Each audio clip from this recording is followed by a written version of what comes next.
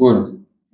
Mən Dilşən Əliyevanın qızı Baş Prokurorluqdan və Cənab Prezidentdən xahiş edirəm ki, bu bizim işimizə Könül Hacıyeva tərəfindən anamın səhhətinə ziyan vurulmuşdur. Bu ilə bağlı Yəni səhv müalicə təyin olunması, səhv dərmanın təyin olunması ilə bağlı deyilirsə və yaxud o fikri səsləndirirsiniz. Bəli, səhv müalicəsi. Onunla bağlı siz istəyirsiniz ki, Baş Prokurordan və Cənab Prezidentdən xahiş edirsiniz ki, sizin o xitam olunmuş qərar ləğv olunsun, yenidən aidiyyəti üzrə araşdırılmasına göstəriş verilməsini xahiş edirsiniz də, bəli. Bəli, düşünürəm ki, o qərar qeyri-obyektiv verilib və şəffaf ekspertiza təşkil edilməli. Yeni ekspertiza rəyinin aparılmasını istəyirsiniz. Bəli, yeni ekspertiza rəyinin aparılmasını istəyirsiniz. Nəzərinizə çatdırırıq ki, hal-hazırda Dilşən xanımın qızı tərəfindən fikirlər səsləndirilir və üzrün görülməsini istəmir. O nöqteyi nəzərdən də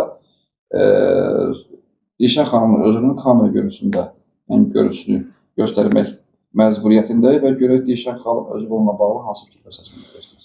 Siz də qeyd etmək istəyirsiniz ki, mən əslində bu işin üstünə getmək istəmirəm. Könül xanımdan bir istəyiniz var. Mən istəyirəm ki, istəyi siz özünüz səsləndirəsiniz. Buyurun.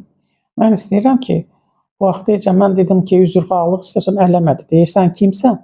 Ona görə maddə qoyulsun, o sərfini başa düşsün, sonra məndən üzr istəsin. Siz son olaraq deyirsiniz ki, sizdən bizdən üzr istəsin, bu məsələdə bitsin, qutarsın. Mesela maddə qoyulandan sonra o bilməyəcək sərfini, deyəcək mənim sərfim.